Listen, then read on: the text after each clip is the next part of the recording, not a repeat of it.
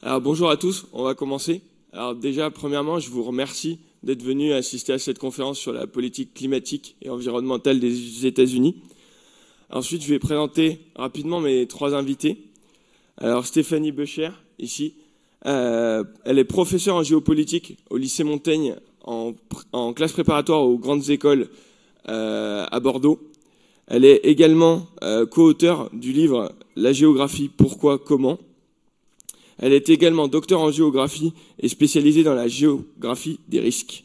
Ensuite, Marine Boyer, elle est professeure d'anglais et de la civilisation américaine au lycée Montaigne à Bordeaux, toujours. Elle est également agrégée et spécialisée dans la civilisation américaine. Et enfin, Pascale Nedelec, elle est enseignante-chercheur à l'ENS de Paris en géographie. Elle est docteur en géographie urbaine et spécialisée des USA. Elle est également co-auteure de l'Atlas des États-Unis aux éditions Autrement. Maintenant, je laisse la parole à mes invités pour cette intervention. Bien, bonjour à tous. Tout d'abord, nous remercions Grenoble École de Management de nous permettre d'intervenir ce matin au sein de cette passionnante édition du 10e Festival de géopolitique. Une mention particulière également pour Justin Spicer, qui a travaillé au Sierra Club et qui nous a fourni de précieux éclairages. Enfin, nous remercions le lycée Montaigne puisque notre intervention à deux voix avec Marine Boyer est née de pratiques pédagogiques croisées, largement soutenues et encouragées par l'équipe de direction, mais aussi certaines de nos collègues. Alors, pourquoi s'interroger sur la politique environnementale des États-Unis ?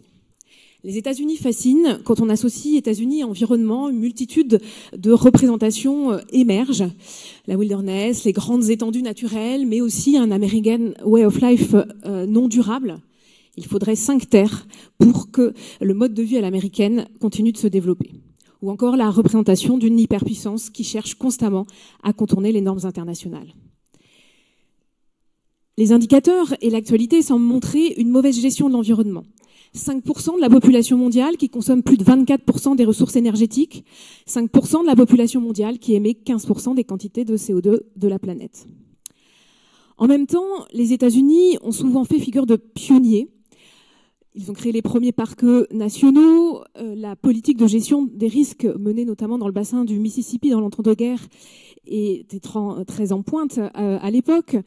Les travaux scientifiques autour de l'environnementalisme, de l'écologie scientifique, de la justice environnementale ou encore autour du concept de vulnérabilité sont à noter. Les États-Unis sont donc dans une situation de dissonance cognitive, une dissonance cognitive assumée jusqu'à l'élection de Donald Trump avec un quasi-consensus bipartisan autour d'un grand nombre de questions d'environnement. Alors même que le climat était très peu présent dans la campagne électorale, les enjeux climatiques et environnementaux redeviennent des enjeux géopolitiques de premier plan. En effet, en remettant en question toutes les politiques environnementales mises en œuvre par son prédécesseur, en dénonçant le compromis auquel avait abouti la communauté internationale lors de la COP21 sur les questions climatiques, Donald Trump nous dit « le climat, c'est de la politique ». Dès lors, comme le souligne Bruno Latour dans son dernier ouvrage « Où atterrir ?», le président Trump oblige le monde et ses concitoyens à se positionner. Pour Bruno Latour, il prend la mauvaise décision, il fait une sorte de déclaration de guerre aux autres pays, mais au moins, nous avons une anti-boussole par rapport à laquelle nous pouvons nous situer. Le 21e siècle américain serait alors celui où les États-Unis offriraient au monde l'opportunité de faire du climat une question qui réorganise la géopolitique mondiale.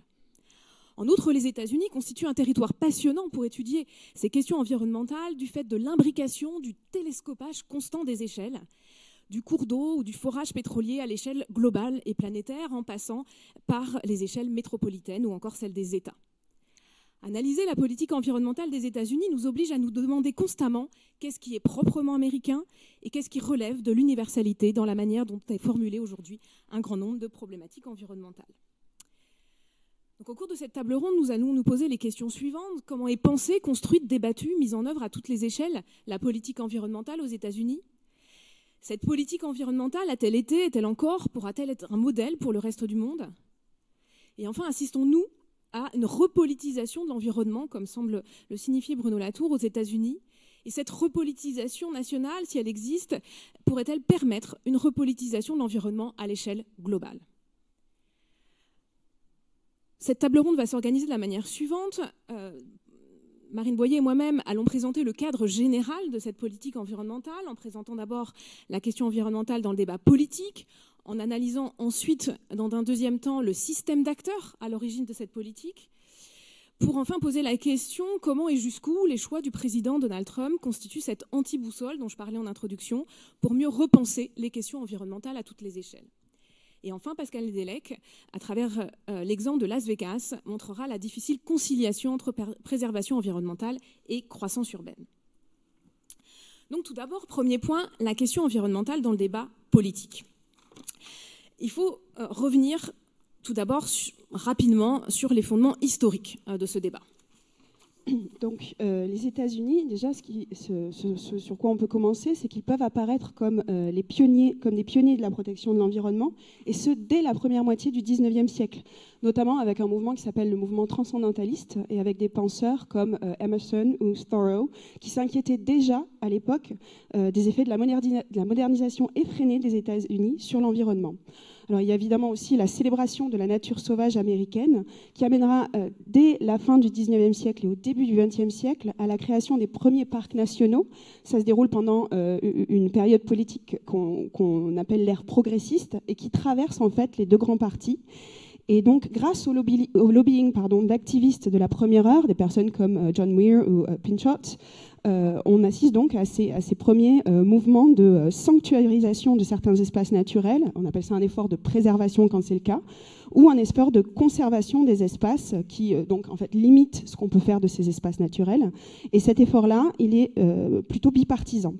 Donc l'idée à l'époque est, si ce n'est de s'opposer, au moins de mettre un frein à l'exploitation ou à la maximisation des ressources naturelles des États-Unis, qui en fait ont permis leur essor économique. Alors, ce qu'il faut souligner, c'est que cette création de monuments naturels est aisément compréhensible dans le contexte d'une nation qui n'a pas ou peu eu de monuments historiques. La nature est donc le moyen qu'ont trouvé les États-Unis d'inscrire leur destinée manifeste dans l'histoire.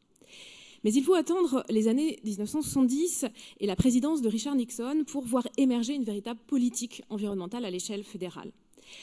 La décennie 70 est d'ailleurs proclamée décennie de l'environnement. Le soutien aux politiques environnementales est alors bipartisan, même si les démocrates s'affichent comme des leaders sur ces questions au Congrès.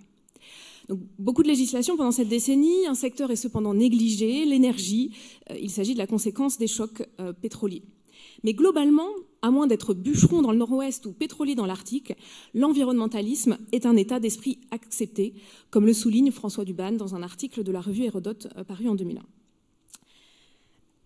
Cela explique, cet état d'esprit accepté explique ce consensus partisan autour des questions environnementales, mais aussi la faible place laissée pour l'émergence d'un parti vert aux États-Unis. Et c'est ce que nous allons voir maintenant. Donc ce parti vert, il existe. On entend peu parler, mais il existe. Il a commencé à faire parler de lui dans les années 80. Alors au départ, c'était plutôt des comités locaux qui étaient dynamiques surtout dans les États progressistes, alors avec évidemment la Californie en tête de liste.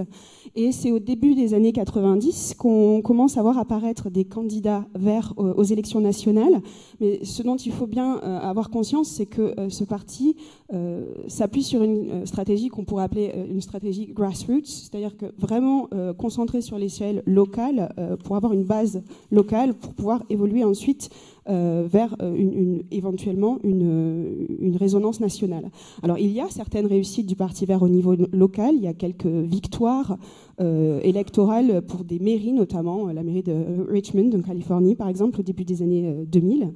Mais il faut comprendre que le succès principal de ce Parti vert, c'est plutôt pour sa contribution assez majeure à l'émergence d'initiatives autour de l'écologie politique sur la scène internationale. Le Parti vert, en fait, a formulé assez clairement les objectifs du mouvement vert et les 10 valeurs clés du Parti vert que vous voyez donc sur le diapo ont largement inspiré la charte internationale ou Global Green Charter qui a été approuvée et adoptée par 72 pays lors d'un rassemblement international en 2001 à Canberra en Australie. Alors, comme vous voyez, ces 10 valeurs intègrent évidemment la protection de l'environnement, mais c'est à l'intérieur d'un projet plus global de société progressiste, avec entre autres des notions de démocratie participative, de justice sociale et d'égalité entre les sexes. Alors, ça n'empêche pas que ce parti vert, à l'échelle des États-Unis, peine à exister au niveau national. Il fait des corps très faibles présidentiels. Et à ce jour, aucun vert américain n'a été élu au niveau national. Alors pourquoi ? Eh bien, déjà parce que, en termes de financement, comparé aux deux autres grands partis, le financement est absolument anecdotique. La présence est aussi anecdotique dans les médias, pour tout un tas de raisons de réglementation des campagnes présidentielles. Et on parle du Parti vert uniquement a posteriori des élections, lorsqu'il y a des scrutins très serrés au niveau national. Il faut aussi comprendre que le terrain est au final déjà occupé par les deux grands partis, le Parti républicain et le Parti démocrate, et par des lobbies environnementaux qui ont les moyens et la logistique de peser sur le débat politique à travers ces deux grands partis. Il y a aussi une logique qu'on appelle une logique sectionnaliste, donc vous voyez les grandes sections géographiques et au final géopolitiques des États-Unis, qui va faire qu'en fait, un républicain de Californie va pouvoir se positionner fortement en faveur de politiques environnementales, bien plus qu'un démocrate de Pennsylvanie, par exemple, État qui dépend beaucoup d'une économie basée sur le charbon. Il faut dire aussi que les républicains incluent systématiquement l'environnement dans toutes leurs campagnes présidentielles. Ça a été le cas pour les années 2000 jusqu'aux années 2012, même s'ils font bien entendu très attention de mettre ces déclarations en balance avec l'économie et sans vraiment insister sur des actions fédérales. Alors on voit par exemple ici un passage du manifeste du parti pour l'élection de 2012 où on voit clairement Conservation is a conservative value. As the pioneer of conservation over a century ago, the Republican Party believes in the moral obligation of the people to be good stewards of the God-given natural beauty and resources of our country and bases environmental policy on several common sense principles. Donc on voit bien qu'il se positionne à ce sujet-là. Alors, un dernier élément qui va pouvoir expliquer pourquoi la cause écologiste ou un parti écologique a du mal à prendre à l'échelle nationale, c'est la persistance de l'antifédéralisme. En général, en politique. En 2018, ça continue à avoir une influence et une importance dans le débat politique. C'est une logique qui fait appel en fait à une méfiance envers tout ce qui se rapporte au big government et qui relie en fait presque tous les mouvements politiques contestataires, qu'ils soient conservateurs, libertariens ou populistes. L'idée défendue par l'antifédéralisme, c'est que les espaces qui méritent protection seront toujours mieux gérés et même mieux protégés par les acteurs locaux que par l'État fédéral, à qui on ne peut pas faire confiance de manière générale. Enfin, pour bien comprendre la place qu'occupent ces questions d'environnement dans le débat politique, il faut rappeler la volonté des Américains de jouer un rôle de leader alors dans un certain nombre de domaines, mais en particulier sur ces questions environnementales à l'échelle mondiale. En effet, lorsque la politique environnementale commence à être définie dans les années 60, les États-Unis se positionnent d'abord à l'échelle internationale. Ils s'engagent dans la réduction de la croissance de la population à travers des programmes d'aide au développement, des politiques de réduction de la natalité dans les pays en développement. Ils s'appuient sur les idées néo-malthusiennes, sur la raréfaction des ressources, écrites par des écologistes états-uniens réputés comme Paul Ehrlich ou Garrett Hardin. La guerre froide est également une période importante, puisqu'une période pendant laquelle le développement d'un savoir global de la Terre est inséparable de la volonté de faire de la Terre entière le théâtre d'intervention militaire.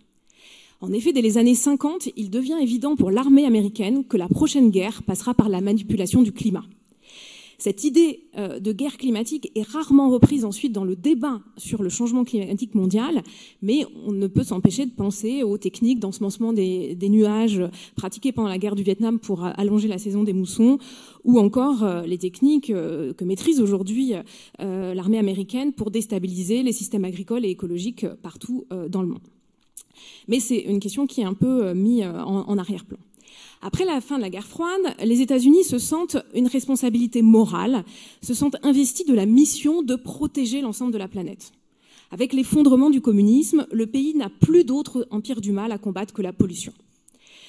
L'Amérique semble alors écrire le nouveau grand récit de l'époque postmoderne, celui de l'Anthropocène, même si les Américains n'inventent pas le terme, qui prend, selon la philosophe Catherine Larère, le relais des grands récits de la modernité, les récits d'émancipation du peuple, de la nation. Avec toutefois un changement progressif de vocabulaire dans les discours qu'il est important de souligner. Dans les années 70, les chercheurs de l'école de géographie de Chicago, notamment, ou les aménageurs, intègrent la relation nature-société dans la thématique plus large du coping with environment.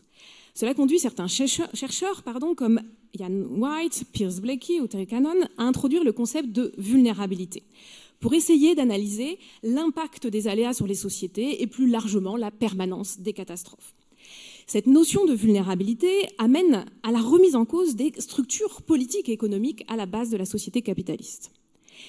Cependant, à mesure que l'environnementalisme devient la norme aux États-Unis et dans le monde, et à cet égard le sommet de la Terre en 92 est une étape importante, un consensus s'établit autour de l'idée qu'il est possible de concilier croissance économique et protection de l'environnement. Et dans ce discours, dans ce récit, il n'est plus question de réduire la vulnérabilité des sociétés, mais de leur fournir un cadre pour s'adapter. L'adaptation est alors rejetée du côté du local. C'est aux populations de se donner les capacités de s'adapter, d'être résilientes. La résilience est un concept très polysémique qui a fait l'objet de nombreux travaux en sciences sociales ces dernières années. Je donne rapidement la définition de Magali Regueza qui insiste sur la résilience comme capacité à minimiser les dommages, à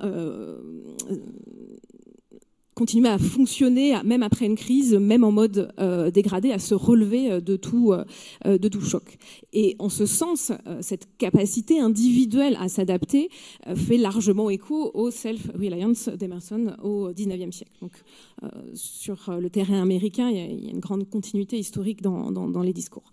Mais quoi qu'il en soit, on glisse progressivement du global au local, la fameuse injonction « penser global, agir local », où le rôle du politique est un rôle de guide, mais qui se désengage, y compris financièrement, de toute action concrète, d'où la déception des actions environnementales lors de la présidence, notamment de Bill Clinton et de son vice-président Al Gore, alors même que ceux-ci ont largement axé leur discours sur les questions environnementales, d'où la pression également des États-Unis pour modifier le texte final lors de la COP21 en 2015. Les pays développés doivent continuer à être en première ligne pour mener à bien des plans nationaux de réduction d'émissions de gaz à effet de serre, souligne le texte.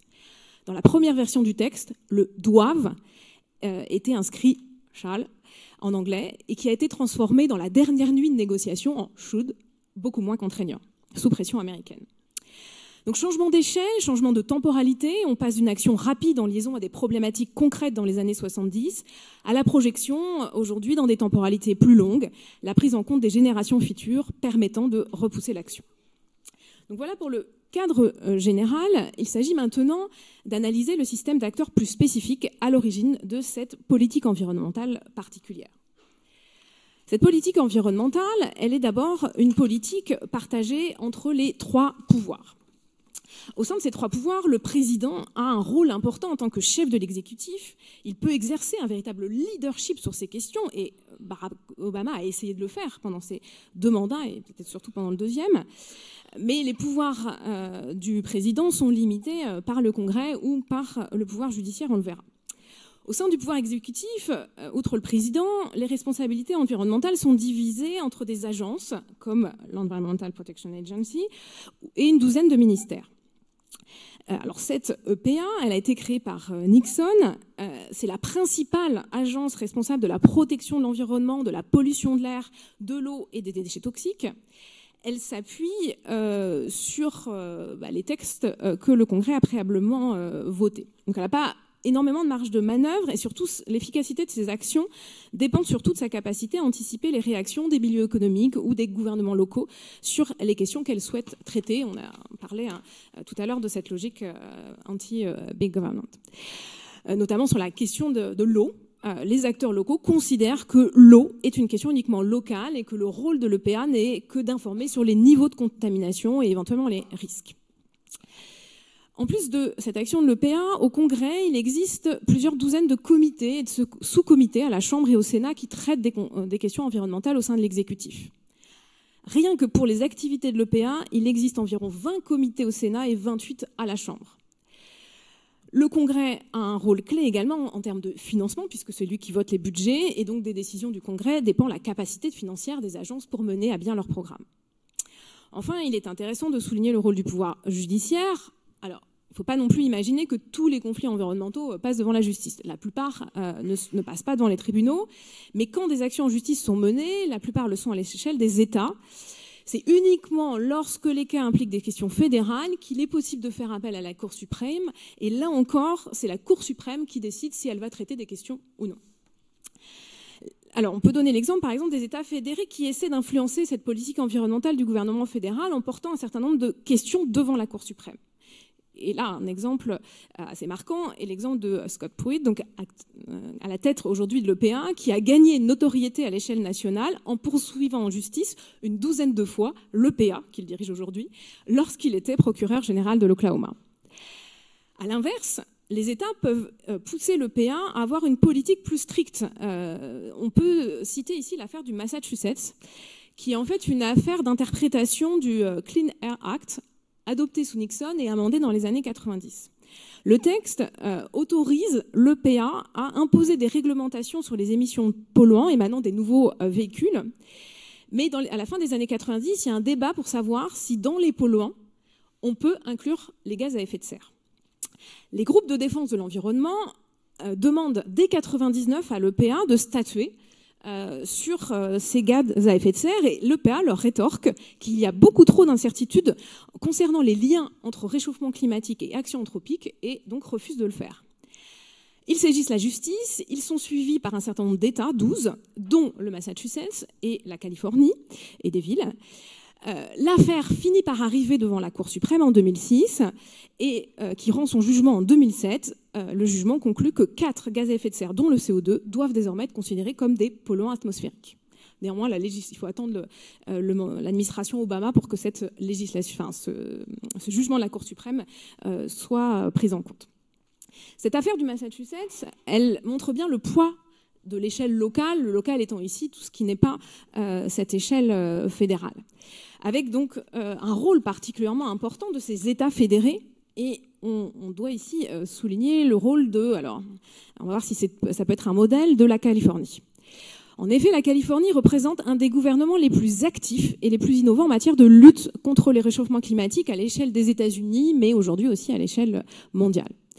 Elle a voté notamment en 2006 le Global Warming Solutions Act, qui est une législation qui va bien au-delà des législations à l'échelle nationale, puisque on a dit qu'à l'échelle nationale, il faut attendre 2009 pour que la Cour suprême statue sur les gaz à effet de serre, et il faut attendre 2007, et Obama commence à lancer une législation qui finalement passera pas au Sénat en 2009. Donc il faut attendre à l'échelle fédérale, en fait, 2015, le fameux Clean Power Plan, qui aujourd'hui est en partie déconstruit.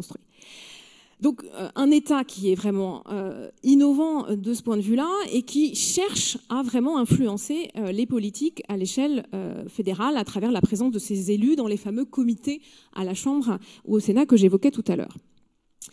Alors, modèle, si on parle de modèle, ça veut dire qu'il est transférable et que d'autres États l'ont copié.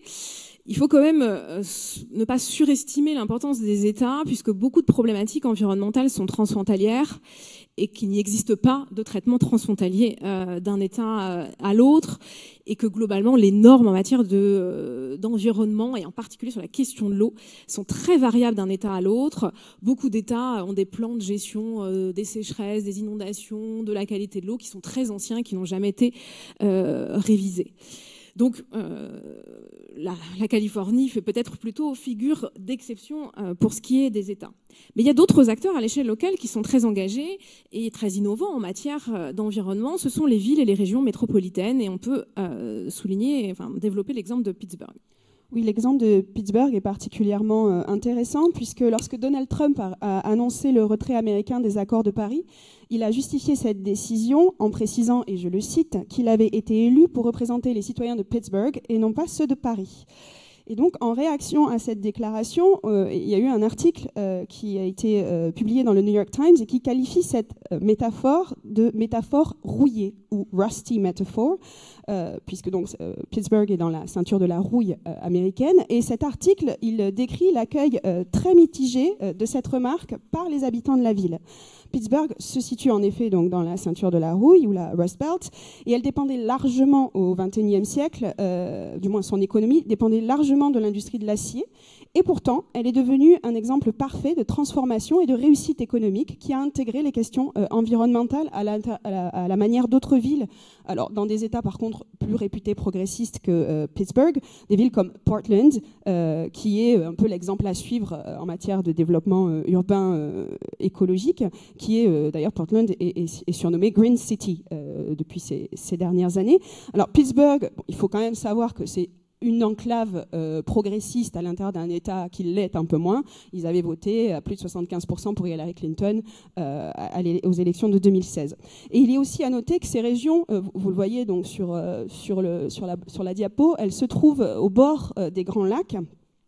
Et cette région est menacée fortement par les coupes budgétaires de l'administration Trump, qui a souhaité dès 2017 faire passer donc des coupes dans les subventions qui sont destinées en général au maintien de ces grands lacs, à la maintenance. Et c'était une grosse coupe, hein, ça devait passer de 300 millions à 3 millions de dollars, donc c'est quand même significatif. Et il est important de noter que cette proposition de coupe budgétaire a pu être bloquée par un effort bipartisan des élus de ces États à la Chambre des représentants. Il est vrai aussi que toute l'économie de la région dépend de la qualité des eaux de ces grands lacs aussi. Les réserves d'eau seraient largement menacées par une telle décision. Et au Michigan, il y a la ville de Flint qui est déjà sévèrement frappée par une crise de l'eau, ceci depuis plusieurs années maintenant. Et le sujet est donc très sensible. Alors, aux côtés de ces acteurs politiques à l'échelle locale, il existe de nombreux contre-pouvoirs qui influent sur cette politique environnementale. Tout d'abord, on peut évidemment mentionner les associations environnementales qui ont toutes été créées dans la deuxième moitié du XXe siècle, excepté le Sierra Club qui date de 1892 ou la Wilderness Society qui date de 1935. Certaines une vocation uniquement nationale, mais beaucoup sont devenues des organisations internationales. On retrouve là la vocation universelle des États-Unis. Ces associations s'inscrivent dans un certain nombre de courants. Ça peut être le courant de l'environnementalisme institutionnel, tel qu'il s'est développé à partir de la décennie des années 70. Mais d'autres se revendiquent du courant de l'écologie radicale, donc qui réclame une révolution écologique en profondeur, qui fait la promotion d'une expérience personnelle directe de la nature, ce qui n'est pas sans rappeler d'ailleurs l'approche de John Muir ou des transcendentalistes. Ces associations, c'est Earth First par exemple, fondée dans les années 80, ou Sea Shepherd dans le domaine maritime. Mais il y a un troisième mouvement dont le premier sommet s'est tenu en 1991, c'est le mouvement de la justice environnementale, qui est un mouvement de minorités, donc les hispaniques, les noirs, les indiens, qui qui veulent faire entendre leurs droits à un environnement plus salubre. Il est à noter que aussi bien le Sierra Club que la NRDC, ou 350.org, qui est une organisation plutôt sur le climat et qui s'est illustrée notamment sur le projet d'Olodic Keston, ont soutenu la marche pour les femmes de janvier 2017, dont une des revendications était justement cette question de la justice environnementale. Il y a également les lobbies, et en particulier aux États-Unis, le lobby religieux. Oui, alors vous avez donc sur le diapo une représentation de ce qui est appelé la Bible Belt, hein, donc en vert foncé sur le diapo, et ça a une importance aussi sur le débat environnemental, puisque donc cette Bible Belt qui concerne principalement les États du Vieux Sud, qui sont connus pour leur activisme religieux et leur positionnement fort, assez fondamentaliste dans ces régions, ils sont partisans d'une certaine lecture de la Bible qui permet d'affirmer que Dieu a mis la terre à la disposition des hommes, et plus particulièrement à la disposition des Américains, en tout cas le territoire américain, et les hommes auraient donc une position dominante sur le reste du règne végétal et animal. Il y a un documentaire qui a été assez connu, qui est de 2006, qui s'appelait Jesus Camp, qui montre vraiment l'importance de ces groupes fondamentalistes qui n'hésitent pas à jouer de leur influence sur les milieux milieu politique, alors principalement républicain, pour qui il constitue une base électorale solide. Et ça a de l'importance parce qu'il contribue à un certain climato-scepticisme, à une certaine méfiance à propos de la science, puisque avec ces bases théologiques qui sont importantes. Et ils peuvent aussi le faire parce que il faut savoir que aux États-Unis, il n'y a pas de programme scolaire national et ces personnes ont tendance à avoir beaucoup d'influence sur les comités locaux éducatifs, ce qui permet en fait de garder cette notion plutôt climato-sceptique, antiscepticiste sur les contenus scientifiques sont assez noyautés dans ce genre de région. Et ces personnes sont quand même assez importantes parce qu'ils sont notamment crédités, au moins pour partie, de la victoire de George W. Bush en 2000, et ils ont constitué un soutien de poids et continuent de constituer un soutien de poids au président Trump. Alors justement, sur la question des lobbies climato-sceptiques, on a les lobbies pétroliers qui ont longtemps constitué des marchands de doute, selon l'expression des historiens des sciences Naomi Oreskes et Eric Conway, qui, à l'image des industriels du tabac dans les années 50, cherchent à maintenir la controverse active en l'absence de certitude ou de démonstration absolue et définitive sur le réchauffement climatique. Démonstrations définitives et absolues qui n'arriveront jamais. La stratégie est efficace, d'abord parce qu'elle permet de maintenir le doute dans le grand public. Moins de la moitié de la population pense que le réchauffement climatique est d'origine anthropique, selon une enquête du Pew Research Center de 2016. Et chez les républicains, on passe à 31%. Et ensuite parce qu'elle permet de gagner du temps, de retarder d'éventuelles régulations ou de minimiser le risque de perdre d'éventuels procès. Donc on peut citer ExxonMobil, même si ExxonMobil, qui était très climato-sceptique avant la COP21, fait de plus en plus de déclarations montrant son soutien à l'effort global de réduction des effets du changement climatique. On peut citer également l'ALEC, l'American Legislative Exchange Council, qui est une organisation à but non lucratif qui regroupe des politiciens conservateurs, des représentants du secteur privé et qui font des propositions de loi aux États. Et il est à noter que fin 2014, un certain nombre de sociétés qui travaillent dans les nouvelles technologies comme Google, Facebook ou Microsoft ont annoncé la fin de leur relation avec l'ALEC en invoquant comme point de conflit leurs préoccupations environnementales. Enfin, le rôle des compagnies d'assurance est important et va peut-être être amené à être de plus en plus important dans la mesure où 2017, selon certains rapports, pourrait être l'année la plus coûteuse pour les assureurs et les réassureurs américains, du fait notamment de l'ouragan Harvey. Donc il y a un rôle clé des assureurs qui, à l'échelle locale, pourraient jouer le rôle de contre-pouvoir important. Plus généralement, le coût socio-économique et environnemental du réchauffement climatique, selon un article de Science, à l'horizon 2080-2099, est évalué dans les États du Sud et du Sud-Est qui ont paie un lourd tribut aux catastrophes naturelles, entre 10 et 20% de leur PIB. Donc à la fin du XXIe siècle sur lequel on se projette depuis le début de ce festival. Alors, pour terminer cette présentation générale, comment et jusqu'où les choix du président Donald Trump constituent cette fameuse anti-boussole pour mieux repenser les questions environnementales à toutes les échelles? Donc tout d'abord, le début de la présidence de Trump est marqué par la déconstruction systématique, c'est peut-être le domaine, l'environnement où le président est le plus constant, des politiques environnementales de son prédécesseur. Trump est un des présidents les plus anti-environnement depuis Reagan. Donc, on ne va pas faire la liste des 61 mesures destinées à déconstruire cet héritage, mais on peut citer donc la nomination de Scott Pruitt à la tête de l'EPA, donc un climato-sceptique à la tête de l'EPA. On peut citer la relance des projets d'oléoducs comme le Keystone XL ou le Dakota Access.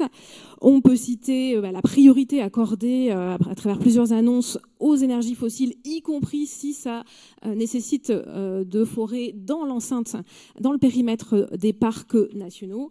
Et d'ailleurs, le président a annoncé, a ordonné la réduction des monuments nationaux comme Grand Staircase, créé par Bill Clinton, ou Bears Ears, créé par Obama en 2016, donc un tout jeune parc.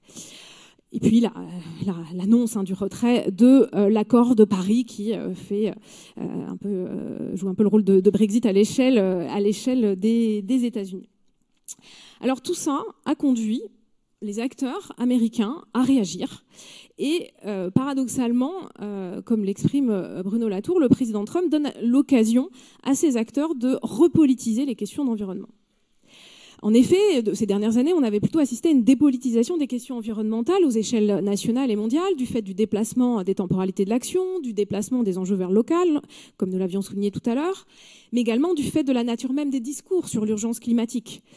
Puisque, comme le note la philosophe Catherine Larère, la menace hyperbolique ne prête pas au débat démocratique.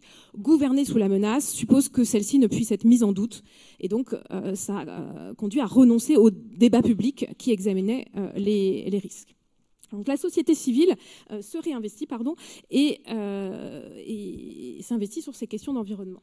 Alors peut-être l'exemple le plus marquant, c'est la politisation ou repolitisation de certains milieux scientifiques et académiques. Alors les milieux académiques ont pris des prises de position assez fortes avant l'élection de Donald Trump, avec des lettres ouvertes pour essayer d'inciter leur conseil d'administration à se désengager de tout actif boursier dans les énergies carbonées et fossiles. Donc on peut penser que c'est un avant-goût du vrai réveil de la science auquel nous assistons en ce moment. La March for Science du 22 avril 2017, qui avait été organisée précisément le jour de la date du jour pour la planète, elle signale clairement que les milieux académiques et scientifiques s'invitent dans le débat politique, principalement, même si pas uniquement, en raison de la défense de l'environnement.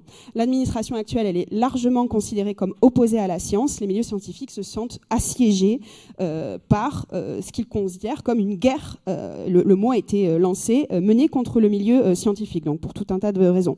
Dans ce contexte et à l'approche des élections de mi-mandat, le Parti démocrate voit une augmentation significative de nouveaux candidats liés au monde scientifique et qui se présentent spécifiquement contre des républicains réputés anti-science aux élections à la Chambre des représentants. On a un exemple de Jesse Phoenix, par exemple, qui est une volcanologue, ou Hans Kierstead, qui est un neurologue, qui sont tous les deux des nouveaux venus en politique, qui se présentent en Californie. Ils sont soutenus par un PAC, un Political Action Committee, vous le voyez sur le diapo, c'est 314 Action, dont le but est de multiplier spécifiquement des candidatures de scientifiques à tous les niveaux de responsabilité, et le PAC enregistre des déclarations de candidature absolument records. Il y en a eu plus de 6000 toutes élections confondues en 2017. Il y a aussi un nombre record de femmes candidates. Elles sont, plutôt soutenues par Emily's List, qui au départ est un autre PAC, plutôt pour faire émerger des candidatures féminines pro-choice, mais qui prend aussi le soin de former les candidates aux questions environnementales.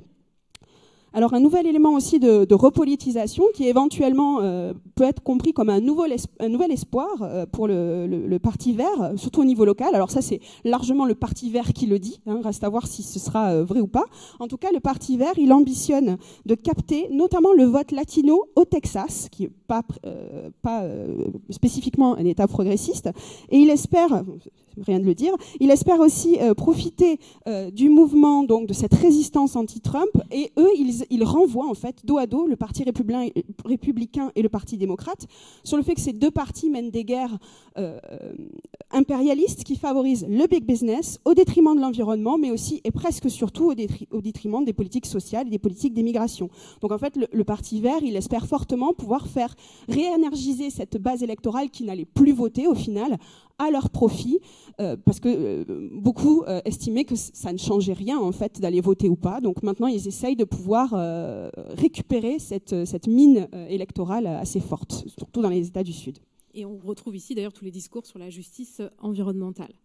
Alors, pour terminer, est-ce que ces actions depuis janvier 2017 constituent vraiment une vraie rupture ? Alors, il faut poser la question de la mise en œuvre des politiques, puisque Donald Trump avait notamment annoncé et proposé une réduction de 30% du budget de l'EPA. Et finalement, dans le vote du budget, le Congrès a été beaucoup moins violent dans ses coupes. Et surtout, si on regarde les évolutions des dépenses fédérales pour ces questions d'environnement depuis 1980, le budget n'a pas beaucoup augmenté en dollars constants, alors même que les missions de l'EPA étaient de plus en plus nombreuses. Et si on regarde spécifiquement la question de la pollution et de la réduction de la pollution, qui est l'activité centrale de l'EPA, les budgets ont même diminué.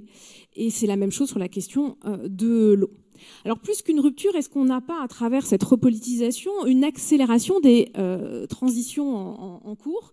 Et à cet égard, on peut analyser le rôle des réseaux de territoire qui se pensent à la fois à l'échelle locale mais aussi à l'échelle globale. Donc on a les réseaux que vous voyez sur la carte, le réseau du C40 qui est sous la présidence d'Anne Hidalgo, mais au sein duquel des villes comme New York, Los Angeles sont très actives. On a le réseau fondé par Jerry Brown, donc de démocrate californien, de tous les acteurs locaux qui veulent rester en dessous des 2 degrés de réchauffement climatique par rapport à l'époque pré-industrielle. Et puis, on a aussi la coalition We Are Still In, qui est très active depuis l'annonce du retrait des États-Unis du texte de la COP21. Et donc, c'est une coalition qui rassemble des acteurs non étatiques et largement pilotée par l'ex-maire de New York, Michael Bloomberg, ou l'homme d'affaires Tom Steyer. Mais ces réseaux, finalement, ils s'inscrivent donc soit à l'échelle locale, soit à l'échelle globale, mais non à l'échelle planétaire. Or, Bruno Latour, dans son ouvrage, dit qu'aujourd'hui, la planète, elle est beaucoup trop étroite et limitée pour contenir le globe de notre globalisation développée depuis les années 80. Donc aujourd'hui, l'enjeu, c'est de construire cette échelle planétaire, ne plus rester uniquement dans l'injonction à agir. Dire non ne suffit plus, dirait la Canadienne Naomi Klein. Et donc, cette question de la repolitisation à l'échelle locale, elle est complexe, puisque Scott Pruitt lui-même appelle au cooperative fédéralisme, mais sans donner à l'échelle locale les moyens d'agir. Donc l'enjeu, c'est pas juste de relocaliser les problématiques environnementales, mais aujourd'hui de reterritorialiser la complexité globale, c'est-à-dire d'ancrer ces questions environnementales par nature multiscalaire au sein de territoires où les acteurs se donnent les moyens de les articuler avec les autres composantes socio-économiques. On peut donner l'exemple de ce qui est en train de se faire à travers vous voyez sur la carte, toutes ces villes, ces États qui ont constitué la United States Climate Alliance, et on retrouve un peu cette idée de gouvernance polycentrique des ressources qu'a développé l'économiste prix Nobel Elinor Ostrom. L'idée qu'une gouvernance polycentrique peut nous permettre de dépasser l'axe local-global qui semble aujourd'hui être une réponse peu pertinente aux défis environnementaux. Il s'agit aujourd'hui de prendre en compte tous les acteurs dans leur diversité, c'est-à-dire aussi bien les décideurs que les non-décideurs, les acteurs puissants que les sociétés locales faibles, le weak power dont Bernard Badi parlait hier, les climato-sceptiques du Midwest, et où les acteurs new-yorkais tournés vers le global. Et seule la prise en compte de tous ces acteurs, Michel Lussot évoque dans le dernier ouvrage qui vient de paraître aux presses de Sciences Po, Penser l'Anthropocène, évoque le care spatial, permettra de donner une réponse pertinente aux questions environnementales. Donc il s'agit, Bernard Badi disait hier, la grammaire traditionnelle de la puissance n'est plus valable. C'est pas la grammaire traditionnelle de la puissance pour ce qui nous concerne, c'est la grammaire traditionnelle du pouvoir qui ne fonctionne plus. On est capable d'en faire le diagnostic aujourd'hui, mais est-ce qu'on est capable de passer à l'étape suivante qui est le changement de grammaire? On va voir maintenant à travers l'exemple de Los Angeles que ce n'est pas si simple que cela. De Las Vegas, pardon. Donc moi, je vais vous proposer une étude de cas, un petit peu, une application concrète de tout ce qu'on vient de se dire à partir de l'exemple de Las Vegas. Le lapsus est très courant. Et pourquoi Las Vegas? Parce qu'en fait, j'ai consacré ma thèse à cette ville et j'ai publié une partie des conclusions de ce travail dans un ouvrage aux presses universitaires de Rennes. Je fais un peu mon autopromo. Donc l'idée, c'est de voir à l'échelle locale comment est-ce que peut s'exprimer concrètement ce rapport de force, ces tensions, puis ces arbitrages, parce qu'il y a les grands principes et puis il y a la réalité de la gestion au quotidien. Et l'exemple de Las Vegas est particulièrement intéressant parce qu'il se situe dans l'Ouest américain et propose aussi une alternative à l'exemple californien qui est souvent mis en avant. Alors dans l'Ouest américain, ce qui est essentiel avant tout pour comprendre la situation, c'est l'enjeu de la propriété des terres. Et dans l'Ouest, et notamment au Nevada, qui est l'État avec le plus fort pourcentage de terres possédées par le gouvernement fédéral, on a un accès au foncier qui est très réglementé, qui est à la main de l'État fédéral et dans lesquels on pourrait imaginer une implication plus forte des principes de préservation environnementale, des cas d'études plus des situations où l'État fédéral aurait plus la main pour mettre en œuvre ces grands principes de préservation de l'environnement. On voit que le Nevada, on est à plus de 80% de la propriété foncière qui relève de l'État fédéral, soit directement, soit à travers des différentes agences, notamment l'Agence de gestion des terres indiennes ou le ministère de la Défense, puisqu'on a énormément d'implantations militaires, de bases aériennes notamment. Je vous ai centré ici la localisation de Las Vegas. Donc on est tout au sud, à la pointe de l'État du Nevada. On jouxte à l'ouest la Californie et à l'est l'Arizona, qui sont des États qui ont des problématiques relativement similaires, mais on va le voir, qui ont des réponses totalement différentes en fonction des contextes historiques, mais aussi des sensibilités de la société civile. Alors, non seulement on a une propriété foncière marquée par le gouvernement fédéral, ce qui pourrait être l'occasion de développer des politiques de préservation environnementale, d'autant plus que l'environnement est très fragile. Dans le cas de la région du sud du Nevada, on est dans le désert du Mojave qui s'étend, comme on peut le voir sur la carte, sur les États de Californie et d'Arizona. Donc on est sur un environnement désertique qui est particulièrement fragile en matière de nature des sols, mais aussi qui présente une réelle biodiversité en termes de faune, en termes de flore. Alors c'est des exemples un petit peu emblématiques dont on peut se moquer, notamment dans la littérature qui n'est pas du tout sensible aux enjeux environnementaux, mais vous avez l'enjeu de la préservation de la tortue du désert, qui est un des emblèmes de la région. Et comme on peut le voir sur l'image, on est sur un environnement désertique qui est principalement rocheux, avec une végétation existante. Pensez par exemple à l'emblème de Joshua Tree, qui est sur la couverture d'un des albums de U2. Donc on n'est pas du tout sur du désert de sable, ce qui explique aussi certaines fragilités environnementales spécifiques à cet écosystème, mais je ne rentrerai pas dans le détail ici. L'autre grande problématique qui se joue dans l'ensemble de la région, c'est la question de l'eau. Et si je vous mets cette diapo, c'est aussi pour anticiper les questions qui en général me sont posées. Mais Las Vegas est une ineptie, il ne devrait pas y avoir de ville car il n'y a pas d'eau. Alors, non.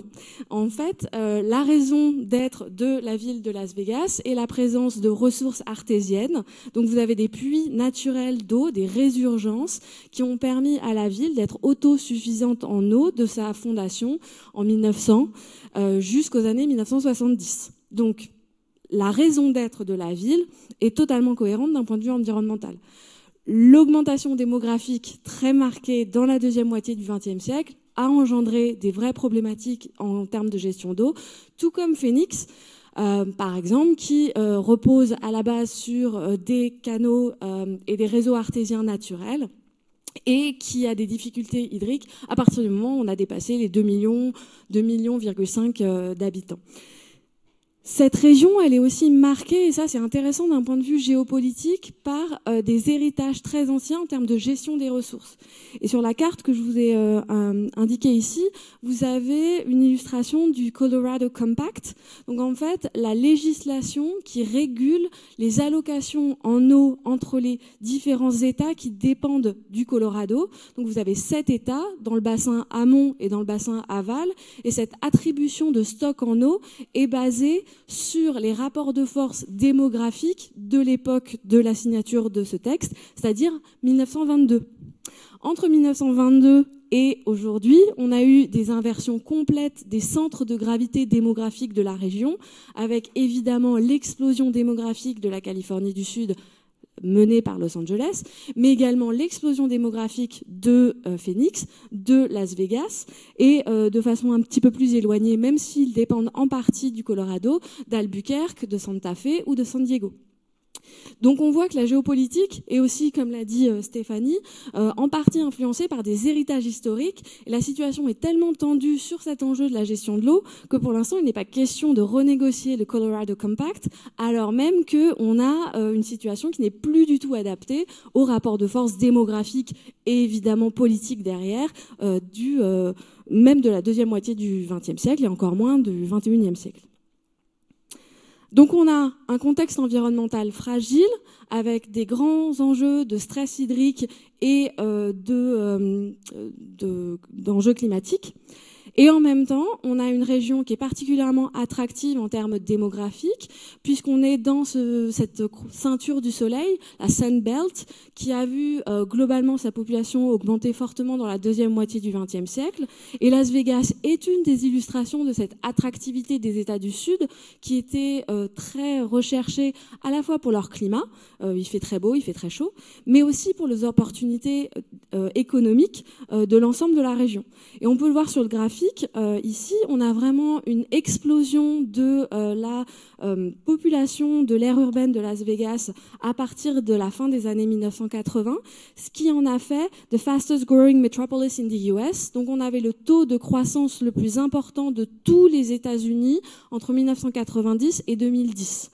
Alors, entre 2000 et 2010, on est au 3e rang mondial, mais ça s'explique. On a un tout petit décrochage parce que, à cause de la crise des subprimes qui a arrêté net la croissance démographique, mais celle-ci reprend depuis le début des années 2010.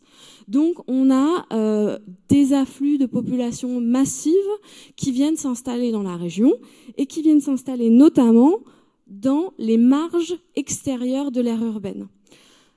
La région de Las Vegas est caractérisée par une cuvette topographique. Donc vous avez la ville qui est entourée de montagnes. Ces montagnes concentrent les enjeux environnementaux les plus forts. C'est là où on a des enjeux d'érosion des sols, de présence de faune et de flore particulières et des terres qui sont considérées comme avec une forte valeur en termes de biodiversité.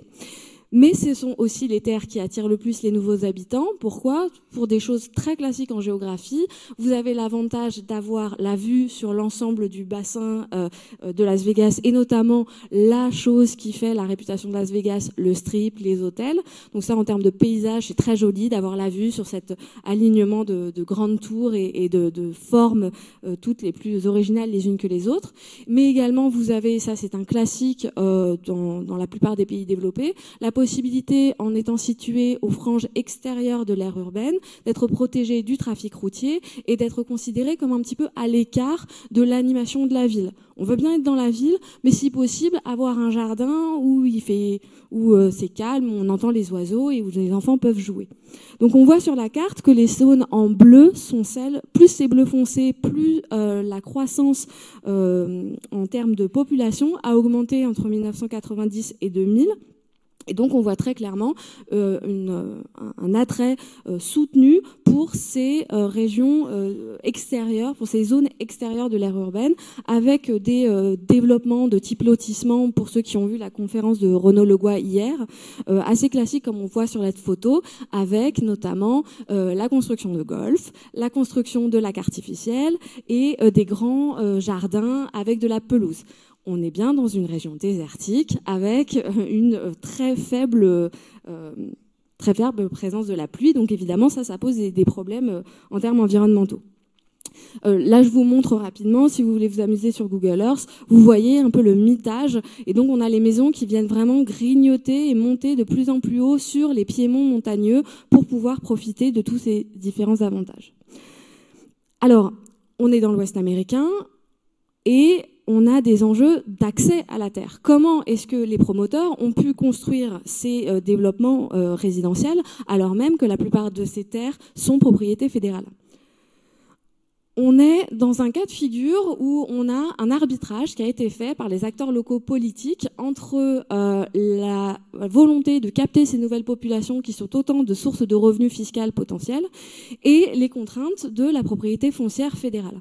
On a donc établi à l'échelle locale différentes lois qui permettent de réguler sans stopper l'urbanisation de ces marges extérieures de l'aire urbaine. L'idée, c'est quoi ? C'est de dire qu'on a un périmètre, donc on voit les deux périmètres, il y a deux grandes lois qui ont été votées, où on préfère concentrer l'urbanisation et où on demande aux promoteurs de concentrer leur développement résidentiel. On peut voir que la deuxième délimitation, donc celle qui correspond à la loi de 1998, est beaucoup plus large que la première, le carré avec les rayures, puisqu'évidemment, les promoteurs immobiliers ont considéré que c'était beaucoup trop contraignant et que ça n'incluait pas ces zones très valorisées socialement, des piémonts montagneux où on pouvait construire ces beaux développements avec vue sur la vallée.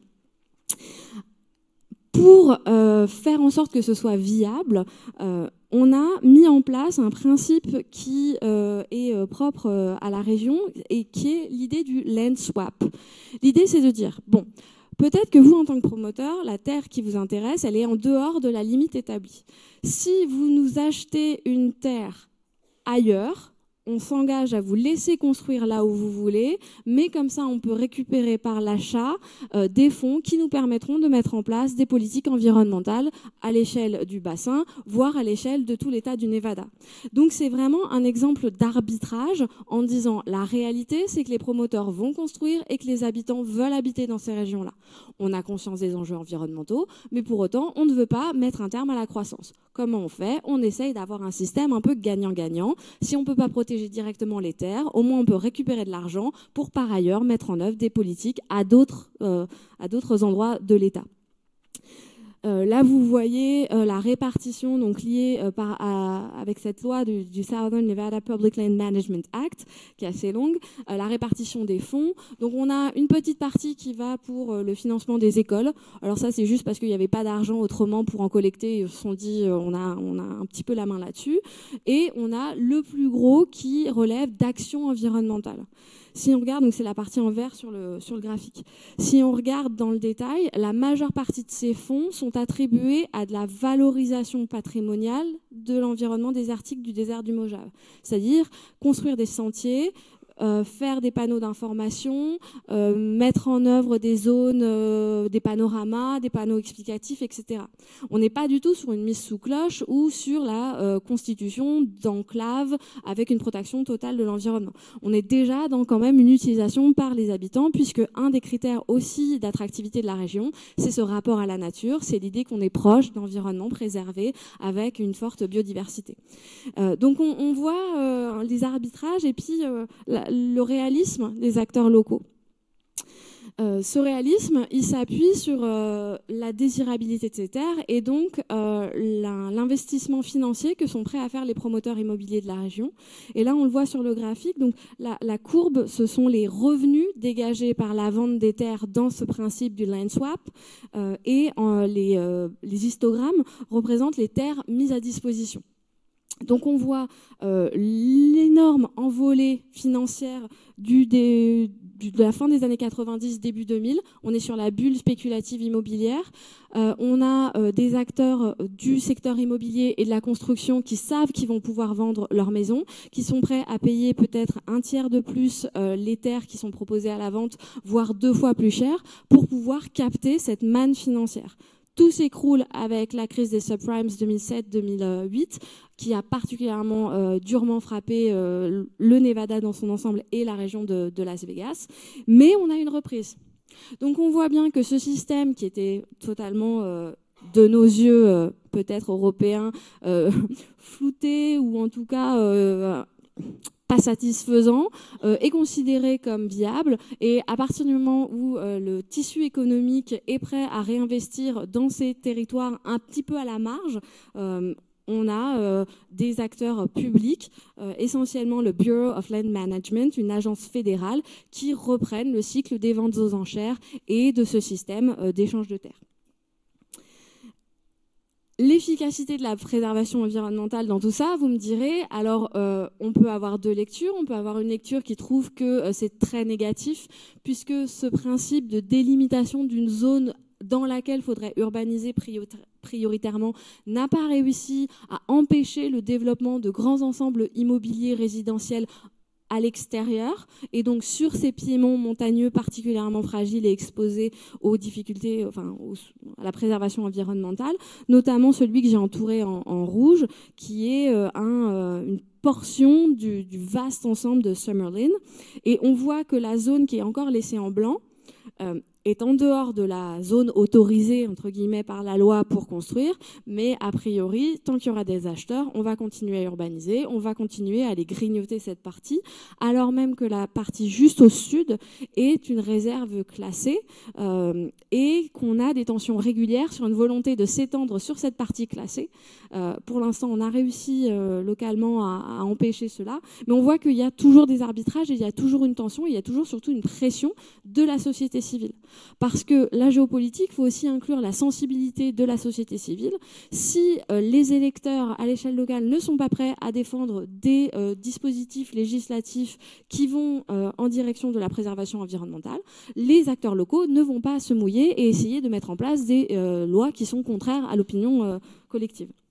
Donc pour l'instant, ce sont ce type de représentations qui sont gagnantes dans le rapport de force entre, pour le dire de façon un peu caricaturale, l'environnement et les intérêts immobiliers. Évidemment, ça ne veut pas dire que sur les 2,2 millions d'habitants qui habitent à Las Vegas aujourd'hui, il n'y a personne qui ait la préoccupation environnementale et qui souhaiterait avoir une contrainte plus forte de l'urbanisation. Mais ce sont ce type de produits qui sont pour l'instant les plus forts. Ce qui nous amène à notre conclusion sur, avec ce petit détour par la réelle politique et l'exemple de Las Vegas. Donc, rapidement, pour lancer le débat, un des thèmes récurrents dans l'histoire américaine consiste à se donner une mission universelle. Dans quelle mesure les États-Unis peuvent-ils donc nous aider à penser des politiques environnementales dans d'autres territoires, et en particulier à l'échelle du globe? Faut-il s'éloigner du modèle américain et renoncer à inscrire l'environnement dans un grand récit qui semble aujourd'hui paralysant pour l'action collective? J'espère que vous l'avez compris, il ne s'agit pas tant d'analyser la politique environnementale des États-Unis que les politiques menées à différentes échelles avec de profondes différences entre États. Cette analyse de la politique environnementale nous invite donc à repenser l'articulation entre local, national, global et le terrestre, selon l'analyse latourienne, ou la planète si l'on suit les travaux de Magali Reguezza. Et finalement, cette question de la repolitisation que nous avons évoquée à plusieurs reprises, des questions d'environnement passe par une reterritorialisation de la complexité globale. Mais il ne s'agit pas de se positionner le nom de cet axe local-global où finalement l'anthropocène ne serait que la globalisation des questions environnementales. Cela implique une véritable redistribution spatiale des pouvoirs. Et en ce sens, c'est une question éminemment géopolitique. Nous avons mis un tiret entre géo et politique, puisqu'aujourd'hui, le territoire lui-même devient, dans sa diversité, un acteur de la politique environnementale. Nous vous remercions.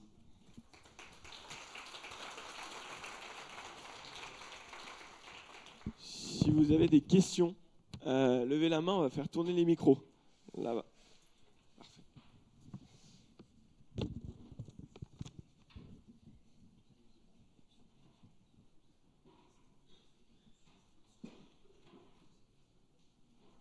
Je voulais souligner deux choses.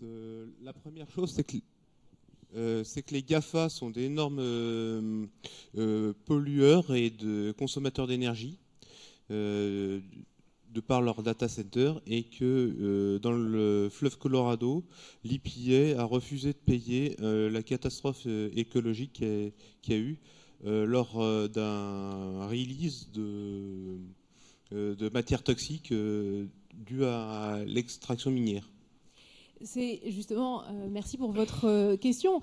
On a évoqué les GAFAM parce qu'ils sont sortis de l'ALEC pour montrer que même au sein des acteurs qui pouvaient par ailleurs être émetteurs de ces gaz à effet de serre, on pouvait avoir des prises de positionnement distancées par rapport aux lobbies que nous évoquions. Mais justement, ces acteurs que vous évoquez, que ce soit les GAFAM ou que ce soit l'EPA, se situent sur cet axe global qui accourt depuis les années 80. Et tout l'enjeu de notre réflexion, c'est de montrer aujourd'hui qu'il est nécessaire, et l'exemple américain en ce sens est un bon cas d'analyse pour nous projeter sur un autre positionnement que cet axe local global qui permettrait de replanétariser, mais pour mieux repolitiser les questions environnementales.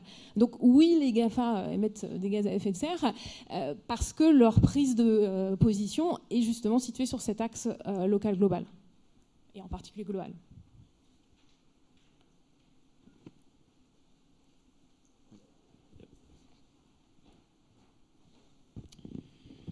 Merci pour votre exposé. Je voulais simplement poser la question suivante. Vous indiquiez là que les États-Unis pourraient influencer notre façon de penser sur le plan environnemental. Et j'ai envie de vous poser la question, ce ne serait pas plutôt l'inverse? Est-ce que les Européens, est-ce que les Asiatiques, est-ce que les Africains, est-ce que les Latino-Américains ne pourraient pas influer aussi sur la politique américaine? Parce que en termes de gaz à effet de serre, je n'ai pas besoin de vous dire, certes, en valeur absolue, c'est la Chine qui domine, mais les Américains sont fort bien placés quand même pour, malheureusement, leur impact écologique.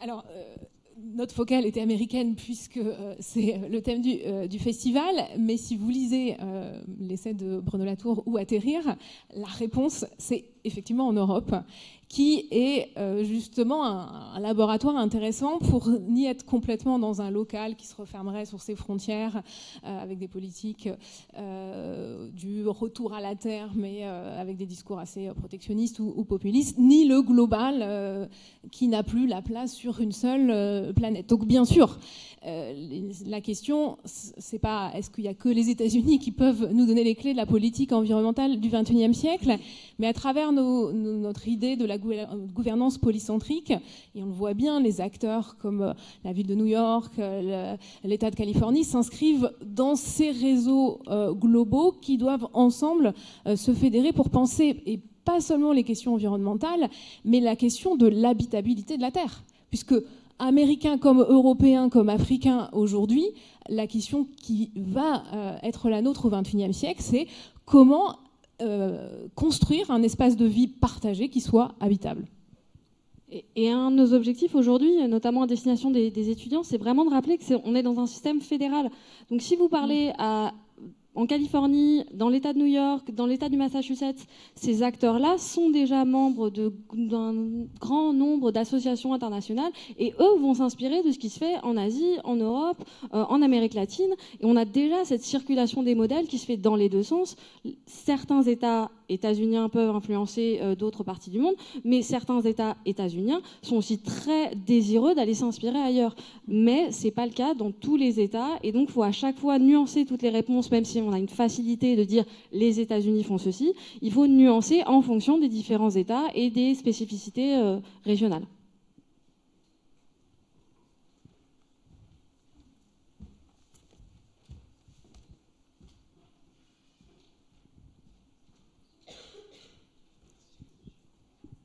Bonjour, merci pour votre exposé. À la suite de l'élection de Trump, je sais que Bernie Sanders a créé un mouvement un peu pour prendre le contre-parti. Et j'aimerais savoir, apparemment il a gagné plein de villes dernièrement, je ne sais pas si c'est vrai. J'aimerais savoir quelle était cette... comment ce mouvement influencer la politique actuelle américaine et notamment environnementale, parce qu'apparemment je pense qu'ils sont mieux que Trump. Alors, un mouvement précis par Bernie Sanders qui organiserait une riposte environnementale, c'est ça vous faites référence à un mouvement précis et une coalition précise? C'est un mouvement politique, pas environnemental, mais...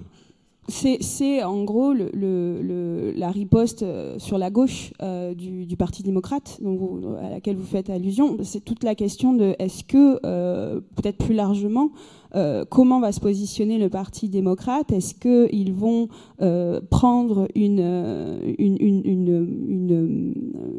se déporter vers la gauche et donc vers des candidats ou des logiques qui sont celles défendues par Bernie Sanders, qui se définit lui-même comme un socialiste, enfin, pardon, excusez-moi, j'ai le syndrome Jean-Claude Van Damme souvent, comme un socialiste, ce qui est absolument personne avant lui ne disait ça en espérant être élu président ou même avoir une nomination dans un pays, enfin, du Parti démocrate. Et pourtant, il a mené une campagne qui a été assez impressionnante. Personne ne mettait, avant la campagne des primaires, de Kopech sur Bernie Sanders. Et pourtant, il y a eu un moment où on s'est posé la question de savoir s'il allait avoir la nomination.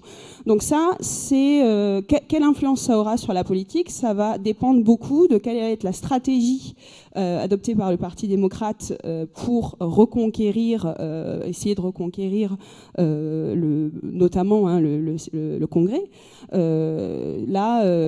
On voit, alors je ne sais pas si vous avez vu, mais il y a eu une élection spéciale au Sénat, à la Chambre des représentants, justement autour de Pittsburgh, où c'est un démocrate très modéré qui a volé, enfin non pas volé, mais qui a pris le siège à un républicain dans la ligne très Trump. Donc encore une fois, on revient toujours à ces questions de réel politique au sens où le Parti démocrate, il va devoir jouer entre ces deux lignes-là. Est-ce qu'il reste dans une stratégie très centriste pour pouvoir capter les déçus de Trump au centre, voire chez les républicains, ou est-ce qu'il propose autre chose, quelque chose de très nouveau à la Bernie Sanders, ce qui pourrait faire revenir au vote des gens qui ne votaient plus, parce que pour eux, avant l'élection, Trump ou Clinton, c'était finalement la même chose. Et ça, on va voir. Les élections de mi-mandat vont être importantes, mais mes prédictions sont je suis pourtant civilisationniste américaine, mais je me trompe systématiquement dans mes prévisions, donc je m'aventurerai pas à vous en faire une là tout de suite. Mais on retrouve bien l'idée de la diversité des acteurs au sein de la US Climate Alliance qu'on évoquait à la fin, ces réseaux de villes, d'États, et ça pose bien la question de leur positionnement politique. Et finalement, Donald Trump a créé une formidable opportunité pour les acteurs, quels qu'ils soient, au sein des systèmes partisans, mais au sein de la société civile, pour cette nouvelle grammaire des pouvoirs. Je reprenais l'expression grammaire de la puissance qu'avait utilisée Bertrand Badi hier. Je m'excuse d'ailleurs auprès de lui par avance, puisque tout à l'heure je l'ai appelé Bernard dans la précipitation du changement de parole. Mais c'est vraiment important aujourd'hui de voir en quoi les questions d'environnement sont une clé de lecture et une opportunité pour repenser le positionnement politique en général. Alors, si vous avez une dernière question, ça sera la dernière de la conférence. Vous n'avez pas de questions? Ok. Du coup, moi, je vais... Ah, non. Une autre question qui n'a rien à voir, c'est concernant le fracking, donc l'extrusion des hydrocarbures de schiste. Du gaz de schiste, oui. Ouais. Est-ce que c'est possible Trump a fait une politique extrêmement forte là-dessus. Est-ce que c'est pas possible de faire le retour inverse, quoi. Donc plus globalement, est-ce que ça montre pas une vulnérabilité des États-Unis concernant le pétrole? Ils ont commencé à extraire ce qu'il y avait sur leur propre pays, et donc voilà. Est-ce que ça montre pas une vulnérabilité? Là encore, il faut faire attention. Trump ne fait pas de la fracturation hydraulique. Trump demande à son Congrès de mettre en place un dispositif législatif qui contraint plus ou moins fortement des acteurs privés qui, eux, ont des intérêts économiques. Donc la question, c'est pas forcément est-ce que Trump peut ou pas, c'est est-ce que les acteurs économiques de la fracturation hydraulique dans le domaine énergéticien, donc aussi bien le gaz que le pétrole, trouvent un intérêt économique à maintenir cette activité, étant donné la variabilité très forte des cours et les rapports de force très forts entre les différents pays producteurs, notamment le rapport avec la Russie et avec l'Iran. Donc là, faut faire attention, il y a des facilités qui peuvent être proposées par le pouvoir public, mais ça reste un enjeu économique et donc qui relève du secteur privé. Il faut bien différencier les choses, sinon ça mélange un petit peu qui a la main dans l'affaire. Je vais finir là-dessus. Je vous remercie à tous d'avoir assisté à cette conférence. J'aimerais remercier aussi nos trois invités pour avoir participé à ce festival de géopolitique. Merci à vous. Et je vous souhaite une bonne fin de festival à vous tous.